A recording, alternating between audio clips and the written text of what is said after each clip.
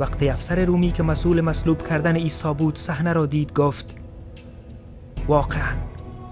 واقعاً او پسر خدا بود.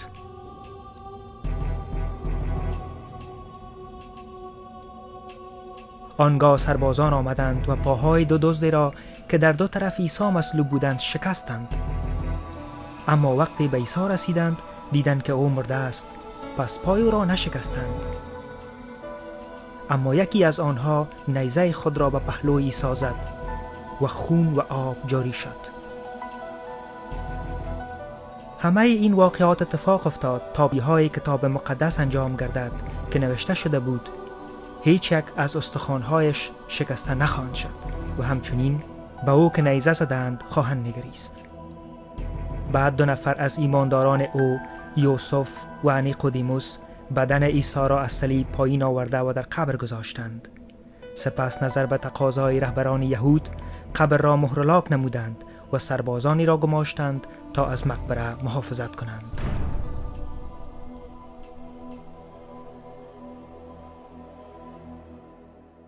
پس از 3 روز زلزله شدید همه جا را تکان داد و فرشته خداوند سنگی را که به دهن قبر قرار داشت یکسو کرد.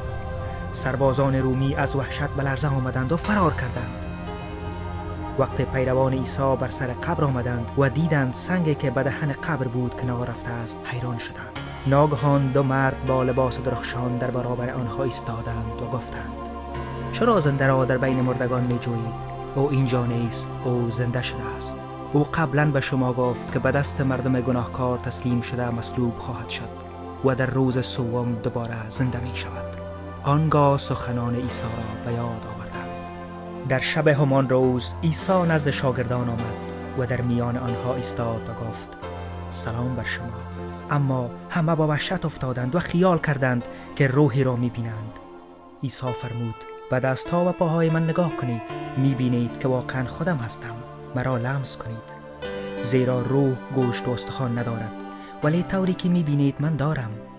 همه چیز همان قسمی که به شما گفتم اتفاق افتاد، زیرا آنچه در تورات موسی و مزمور درباره من نوشته شده بود باید به انجام می رسید.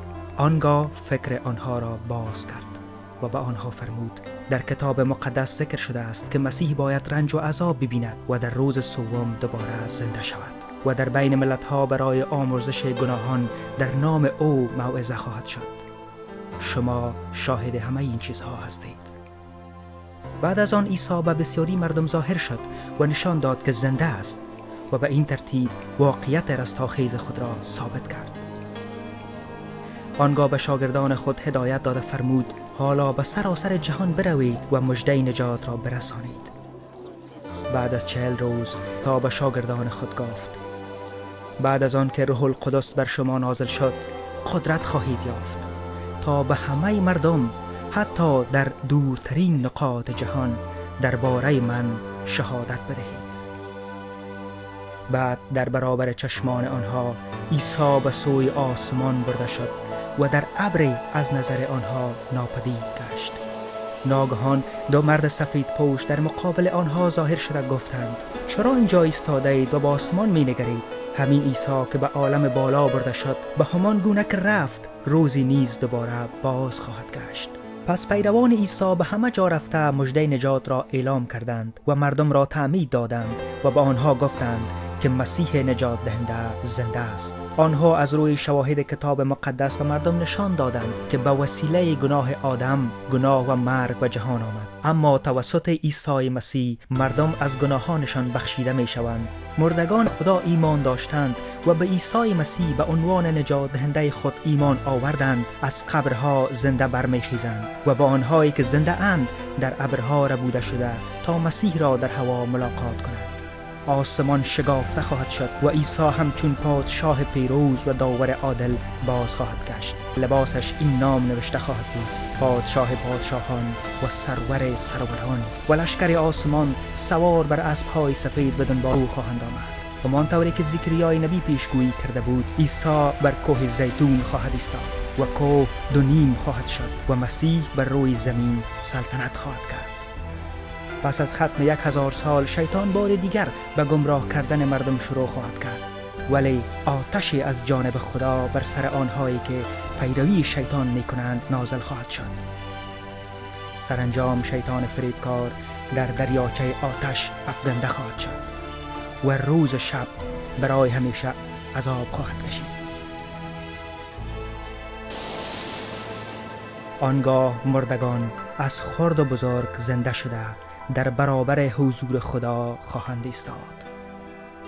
کسانی که نامشان در دفتر حیات ثبت نباشد در دریاچه آتش افکنده می شوند. ولی خدا با قوم خود در آسمان و زمین جدید حضور خواهد داشت. خدا هر اشکی را از چشمانشان پاک خواهد کرد. در آنجا نه غم، نه گریه، نه درد و نه مرگ خواهد بود، زیرا این چیزها گذشتند. در آنجا هرگز شب نخواهد شد و به چراغ و نور آفتاب نیازی نخواهد بود، زیرا جلال خدا و بره روشنی و نورشان بوده و آنها تا به ابد زندگی خواهند کرد. در آنجا درخت حیات قرار خواهد داشت و همه مصیبت ها و لعنت ها دور خواهند شد. عیسی فرمود: هر که تشنه است بیاید و آب حیات بنوشد. من به زودی می آیم و هر کسی را بر حسب اعمالش اجرت می دهم. کسی که به سخنان من گوش می دهد و به آن کسی که مرا فرستاده است ایمان می آورد زندگی جاودان دارد و هرگز هلاک نخواهد شد، زیرا از مرگ نجات یافته و به حیات ابدی رسیده است. این بود داستان خدا برای شما.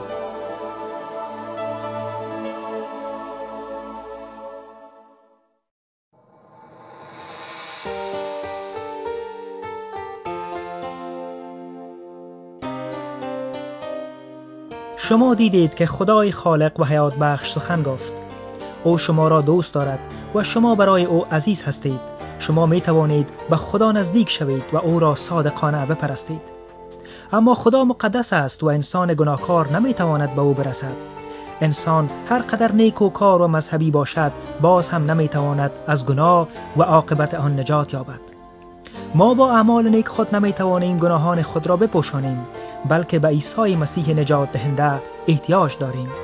انسان گناهکار و بدون عیسی مسیح از حیات جاودان محروم است و به خدا نمی رسد.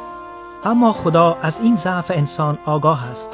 کتاب مقدس می فرماید خدا جهان را آنقدر محبت نمود که پسر یگانه خود را داد تا هر که به او ایمان بیاورد هرگز هلاک نگردد بلکه حیات جاودان یابد. کتاب مقدس همچنان می فرماید یک خدا و یک واسطه میان خدا و انسان است، یعنی شخص عیسی مسیح. و شما اینک اگر واقعا می خواهید با خدا دوستی و مشارکت داشته باشید و بخشش گناهان و رحمت خدا را به دست آورید، می توانید با من این گونه دعا کنید: ای خدای مهربان، من عیسی مسیح را من حیث نجات دهنده خود می پذیرم. تشکر که به خاطر عیسی مسیح گناهانم را می بخشی. عطا کن تا تو را با تمام قلب و فکر خود محبت کنم و حقیقت تو را بیشتر بشناسم. اینک زندگی خود را به دست تو می سپارم. از من انسان بساز که مقبول تو باشد. در نام عیسی مسیح، آمین. اگر چنین دعا کرده اید یقین داشته باشید که شما فرزند خدا هستید. هر روز دعا کنید، با ایمانداران حقیقی مشارکت داشته باشید و کلام خدا را همیشه بخوانید. اگر مایل هستید که بدانید چگونه در راه تازه با خدا قدم بردارید، لطفاً به آدرس ما نامه بنویسید و ما رساله راجع به این موضوع برای شما خواهیم فرستاد.